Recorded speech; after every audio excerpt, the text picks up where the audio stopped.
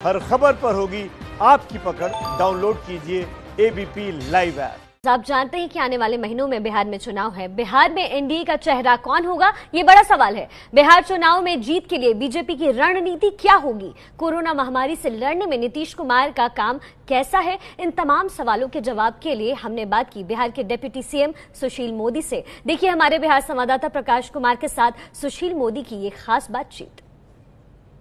केंद्रीय गृह मंत्री अमित शाह डिजिटल रैली करने वाले हैं। इसको लेकर लोगों में काफी उत्सुकता है कि आखिर लोगों तक कैसे पहुंचेंगे। हमारे साथ हैं बिहार के डिप्टी सीएम सुशील मोदी। मोदी जी, ये जो आप लोग डिजिटल रैली, आपने पहले ही कहा था कि इस बार जो चुनाव होंगे उसमें हवाई जहाज, हेलीकॉप्टर, इन सब का उपयोग नहीं हो पाएगा, रैलियां उतनी बड़ी नहीं हो पाएंगी, तो डिजिटल रैली की शुरुआत आपके नेता अमित शाह कर रहे हैं, केंद्रीय मंत्री। तो इसमें कैसे आप लोगों तक पहुंचेंगे, किस तरीके से, क्या जानकारी देंगे?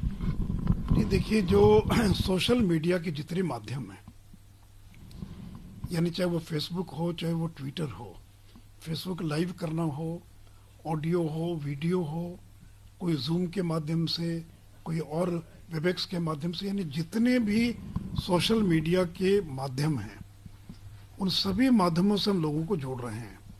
हम लोगों को एक लिंक, हम लोगों ने, और लाखों लोगों को हम लोगों ने एक लिंक जो है एसएमएस किया है। उस लिंक को जब वो क्लिक करेगा, तो क्लिक करने के बाद 2 दिन बाद भी अगर वो क्लिक करेगा तो भी उनका भाषण सुन सकता है वो। तो इसलिए जो आधुनिक तकनीक है, और फिर गांव देहात के अंदर जहां लोगों के पास उतनी सुविधा नहीं है, वहां पर हम लोग टीवी लगा देंगे।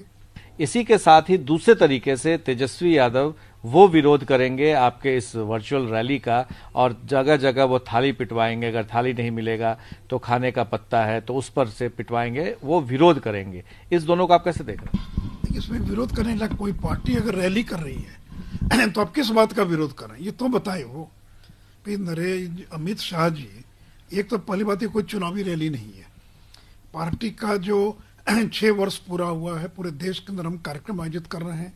तेजस्वी यादव तो अब लगातार यंग एंग्री मैन की भूमिका में दिख रहे हैं। कल उन्होंने एक बिहार पुलिस की विवादित चिट्ठी थी, उनको प्रेस कॉन्फ्रेंस में फाड़ दिया, जैसे राहुल गांधी ने एक बिल को फाड़ दिया था। अब आज वो मजदूर बन गए, खुद से बैनर बना करके टांगने लगे। तो आपको लग रहा है कि ये छवि बदल रहे हैं? सबसे क्या होने वाला है?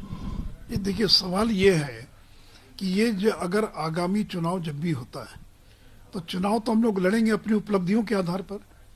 आखिर उस दिन मुख्यमंत्री जी ने कहा कि हम लोगों ने क्वारंटाइन सेंटर में रहने वाले लोगों पर 5,300 रुपया प्रति व्यक्ति खर्च किया, और आज उसका परिणाम है कि लोग क्वारंटाइन सेंटर में रहना चाह रहे हैं, लोग पैरवी कर रहे हैं, क्योंकि वहां उनको सामान मिल रहा है, उनको सुविधा मिल रही है।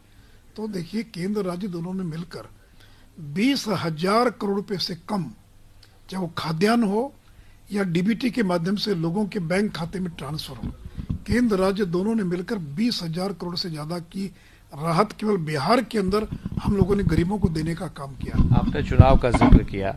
एनडीए की सहयोगी पार्टी है लोक जनशक्ति पार्टी। चिराग पासवान ट्वीट कर रहे हैं, कह रहे हैं कि वो बीजेपी के साथ है और बीजेपी ही तय करेगा कि मुख्यमंत्री का चेहरा कौन होगा। देखिए, बीजेपी ने तो तय कर दिया, इसमें कोई इफ एंड बट का सवाल कहाँ है। और कल भूपेंद्र यादव जी ने फिर दोबारा उस बात को दोहराया है। तो एक ही बात को बार बार कोई कहने की आवश्यकता है क्या? अमित शाह जी ने आधे दर्जन बार, हमारे राष्ट्रीय अध्यक्ष श्री जगत प्रकाश नड्डा जी ने।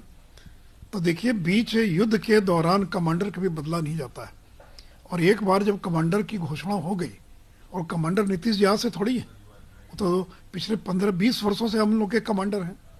तो इसलिए उन्होंने क्या बयान दिया मुझे पता नहीं, लेकिन बीजेपी का ये बड़ा स्पष्ट मत। कल भूपेंद्र यादव जी, जो बिहार के प्रभारी हैं, उन्होंने एक साक्षात्कार में उस बात को फिर से दोहराया है। हम लोग तो वो लोग हैं जो साल भर पढ़ते हैं, परीक्षा जब आ जाए हम तैयार हैं।